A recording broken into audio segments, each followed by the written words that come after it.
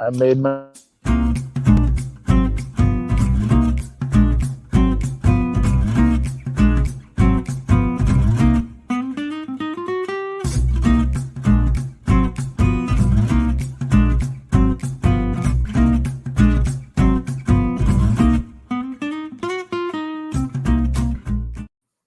Welcome back, everyone, to Brown Bag Bets. Powered by BetSports, we are your daily dose of quick hit handicapping and sports betting picks. I'm Alex Christensen, and sneaking up on us from outside in front of a lake there that I guess maybe you can't swim in, but it looks okay. How's it going, Andy? It says swim at your own risk, which makes me wonder what's in there. So I will not. We'll just talk some That's not sports. good. We'll chop it up. It looks a little dirty too, but beautiful day here. Again, traveling home. I'll finally be back in the studio tomorrow. It'll be awesome. I'm sick of having to. Literally, my phone is mashed between two tree branches, just holding it up right now. I should have brought my good phone holder, but either way, no, I'm having a great time. Somebody I bet on baseball a little yesterday. Somebody said, "Hey, Trout is probably out." Bet on the Astros; they won by a lot. So, even I didn't have much other action outside of a few basketball games, but baseball went well. The Twins game went over, so it was a fun night. And it'll be nice to travel back home. I wonder what my family looks like.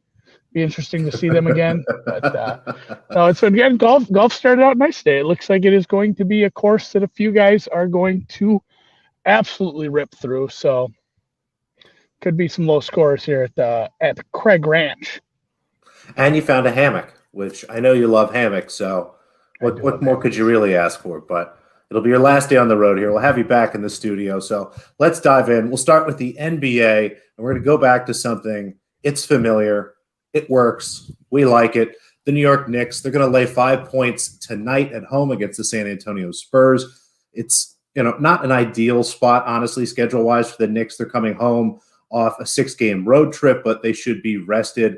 A few of their second-string guys are questionable, but overall, this team should be much better than the San Antonio Spurs, who are actually in a worse spot. Back-to-back, 3-4. They're at the end of their road trip before they head back home with 2 dates for the Phoenix Suns. The Spurs are just in really poor form. I think they're 1-9 or 2-7, or I'm sorry, 1-8 or 2-7 or something in their last 9 games, but just kind of in a free for all for here. And a lot of those are losses to good teams, but the Knicks are a good team at this point. They're going to be at home. They're going to bring a high level of intensity every single night. So more than happy to back the Knicks here. I actually laid 4.5 earlier this morning, would play this at 5.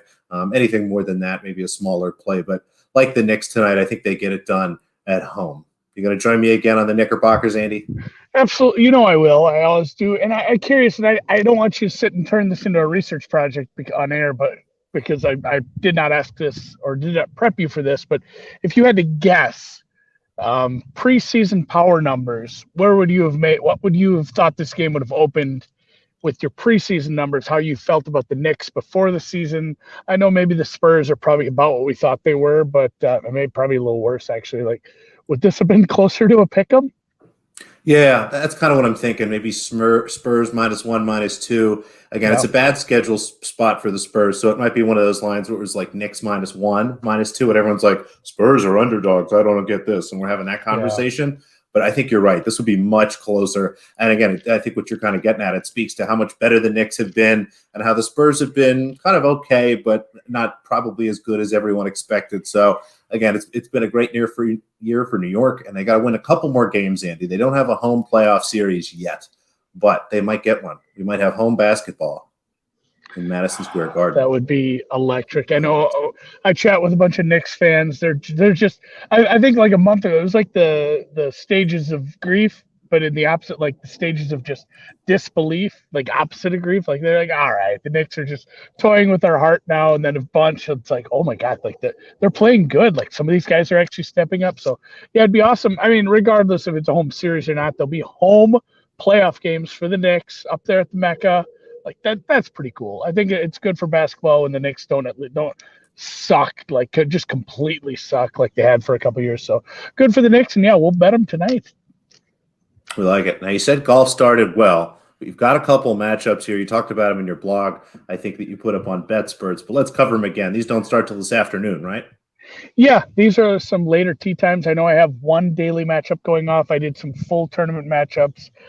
Most of my outrights I didn't even post because I felt bad. I played him in that golden hour where DJ had pulled out, and I got slightly better numbers. And I don't know if I would have played some of those if I didn't get those numbers. So I left outrights off. I don't do that well with outrights anyway. So Peters over This is one. Peters, European guy. He hasn't played a ton lately, but big hitter.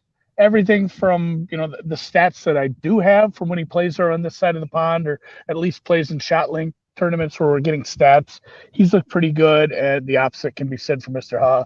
This is not like a true. Oh, we just need bombers, but Peters does hit the ball pretty far, and his approach numbers are good because of that. He's not hitting deep into these greens, and I am looking for guys who can do it all here, and I'm not worried about putting at all. Putting should just come on these bent grass greens here. So that we've seen that already. Some guys are scoring nicely, and I think Peters can, if he can just reach these greens in two, he has some makeable putts. He should be able to score.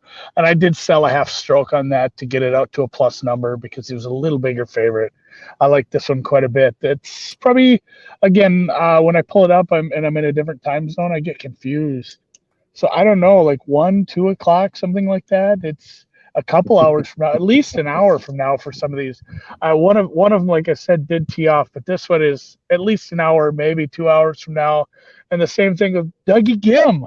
Dougie Gim popping in all my models again this week. I bet on this guy, but I love Dougie Gim, and Howell is the guy too, where I will be fine fading him because he has some unsustainable results. I believe it's not like he's winning tournaments, but even where he's at, I don't think it's super sustainable. I know our guy Jay Maz spoke to that a little over on the Matchbook Pod the other day, but Doug Gim, again, a guy, you look at his finish and you see a bunch of really good numbers, like, oh, you good approach guy, good off the tee, decent driver of the ball, does everything right, loses a shitload of strokes on the green.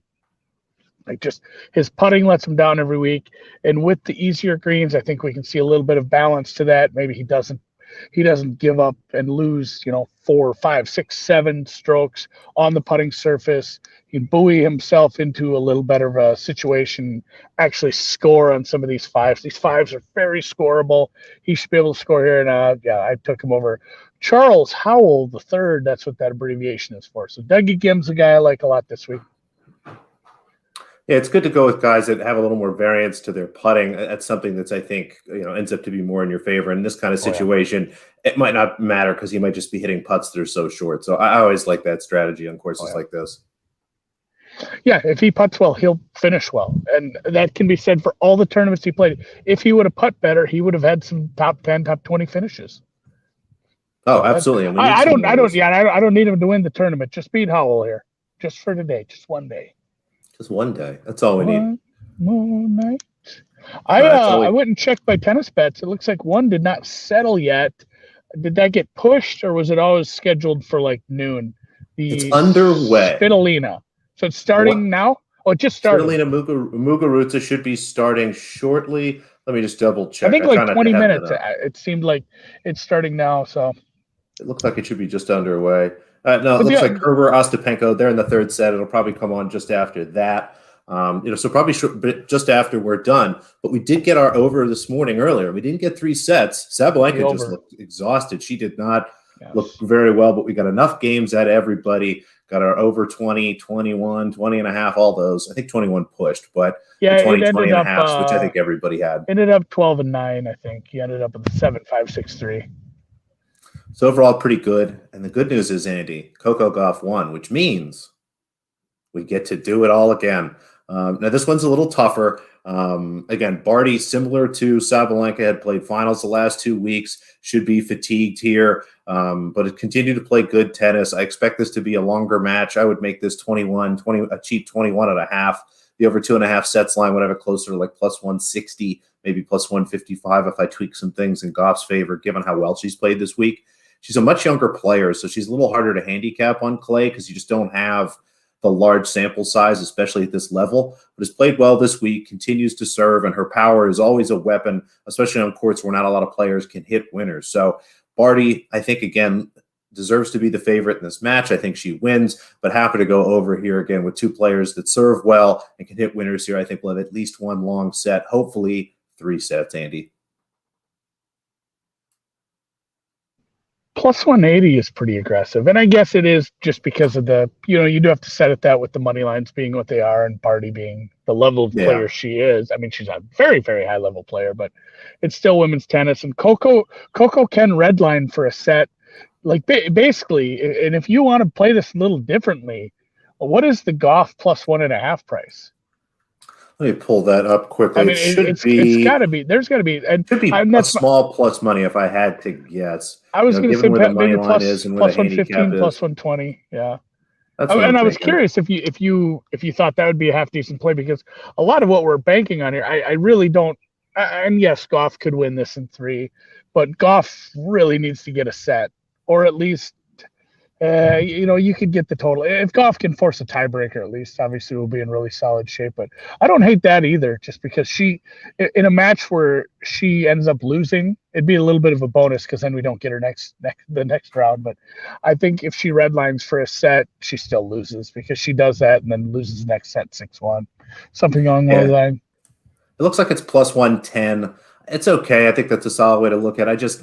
If she takes a set, it's hard for me to see her beating Barty 2-0. The likelihood of that is just so low to me. I'd rather play the over 2.5 sets here at plus 180. Oh, sure. If you wanted to do something like that, maybe go like a Goff 2-1, like just better to win or something like that.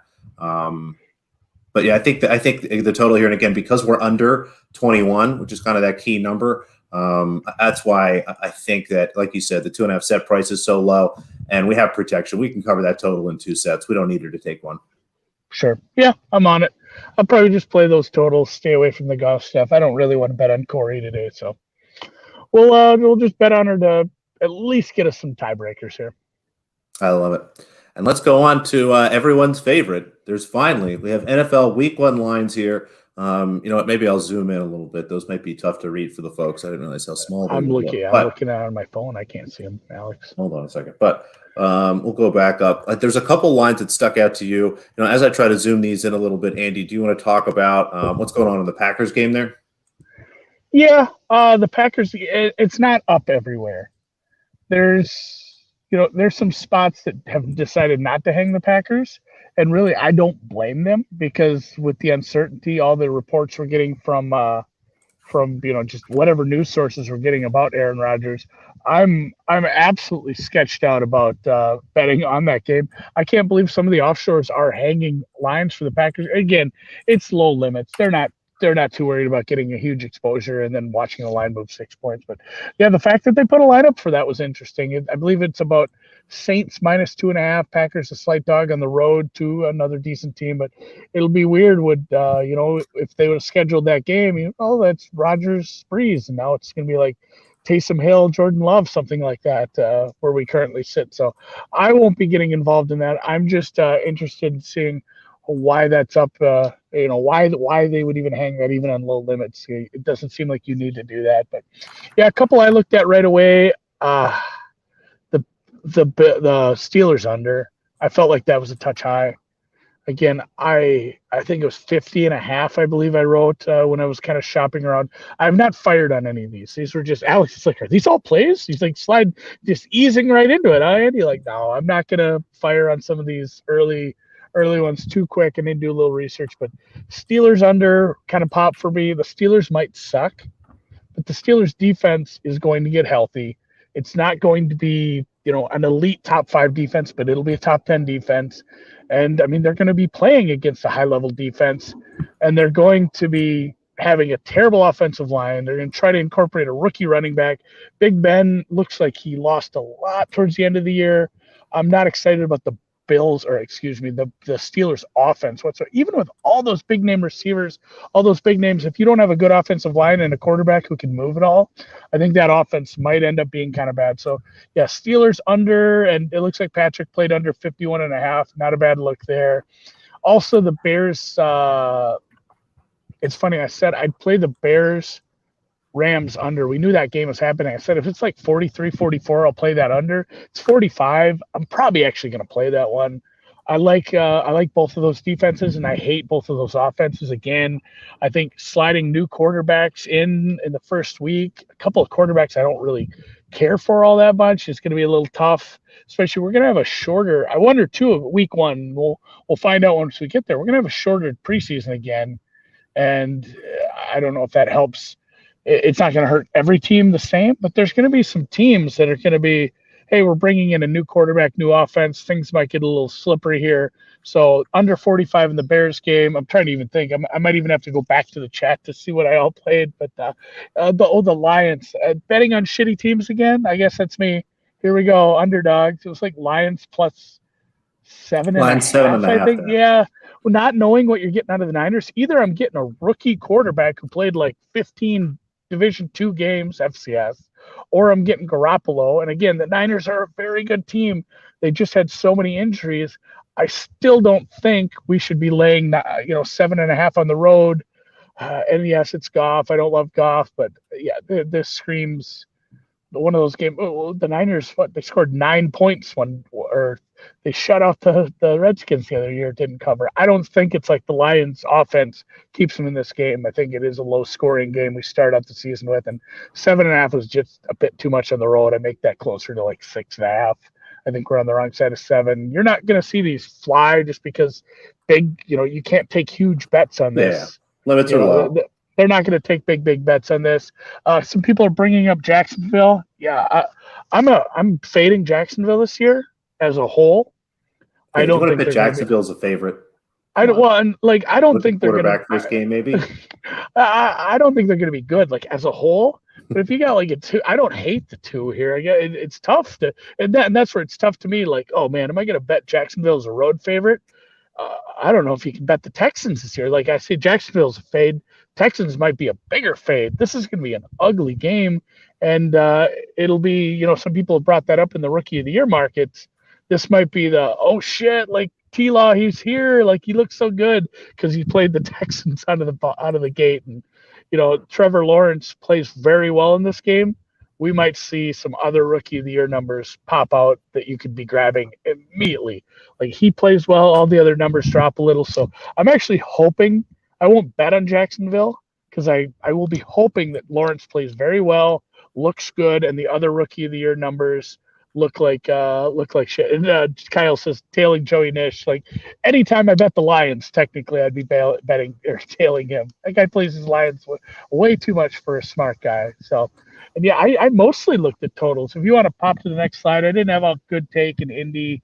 Some of these games I just haven't had a chance to look at my true numbers. I don't think you had anything on this page. Dallas, Tampa, Philly, Atlanta, or Pittsburgh, Buffalo. You had an under in Pittsburgh, Buffalo. Yeah, Pittsburgh and Pittsburgh, Buffalo too. It's like those are going to be very good defenses. Well, that was a different number. You had 50.5. I'm looking at 48 right now. Wow. Yeah, shop around. Because I found a 50.5 this morning, and maybe if I log back in, it got beat up. But I wouldn't play under 48. Once it crossed 49.5, I'd be done. So 50.5 for sure was a play for me. The Jets game, I'd be staying away from. A lot of uncertainty there, and Carolina rookie quarterback starting on the road isn't a great way to start your season to back them, especially against instant grudge match. Darnold playing his Jets immediately. That's fun. Like from the schedule maker's standpoint, it's fun at least. And then what was the last page there? Last page, we got 5 here. Chargers, Washington, Browns, Chiefs. It looks like you like the Browns there, +6. Oh yeah, I did like the Browns. I'm very pro Browns. I think they're going to be a very good team. I'm not going to sit and hammer all their futures, but this game, these two teams are a lot closer than I think a lot of people would make them, just because the Browns maybe a little more upstart. Oh, they finally made the playoffs. They got the monkey off their back, and the Chiefs have been doing it for a few years. They have a god under center. But, we'll see how these offensive line upgrades work. And if it's not, but I make this like 4.5, 5. I don't know. 6 is a bit much even on the road. So, and truly these road games to start the season, unless they're in like Denver or Miami, you often will get a little more time to travel. It's not like you just played a competitive game the week before. So I'm less likely to penalize a team for being on the road week 1. Hey, the other one that looks like it moved a bit based on some of the earlier tweets I saw, the Ravens are down to 4.5. I think that opened 6.5, 5.5 places. So the Raiders, despite all as much as we like their season win total under, taking a lot of money. Any idea why anyone's betting that or who might be betting that? Again, it's early and limits are low, so it might not be anybody serious. Maybe just the number play, and yeah, people are hammering the teasers. Yeah, there's going to be a lot of teasers. I will, if these, there's so many numbers that some of these will be within range even once we get to the season. Yeah, teasing season is back. I'm jacked for that, but yeah, I don't understand the movement on that. I would hope we could see a little better offense. I liked who they drafted. They got a good receiver to go along with Lamar. I think they've added some nice pieces, and yeah, I'm pro Ravens. They still might be the second best team in their division, but they still are, maybe a top 6 team. They're a playoff team. Certainly, I think they make the playoffs as a wild card. And I'm not keen on the Raiders. I think their offense might take a step back, and their defense, I don't understand how that'll improve at all. So I am down on that. I don't know if I would want to lay that on the road, but yeah, somebody said this, Sam Lipscomb.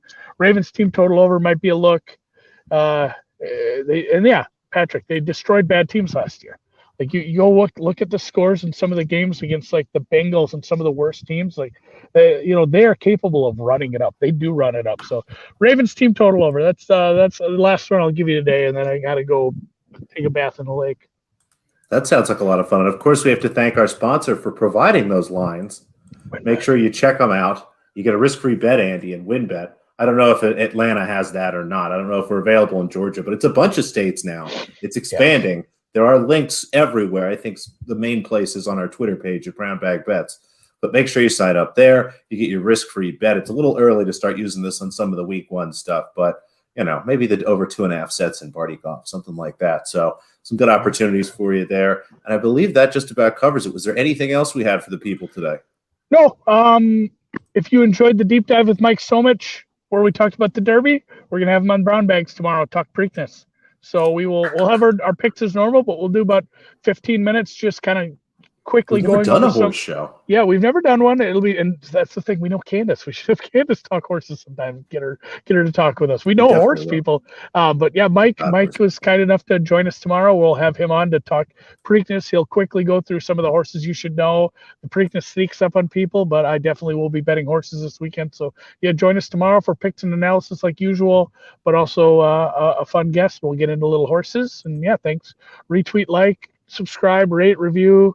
Thumbs up if you're in the YouTube chat, and check you later. Have a good Thursday night football.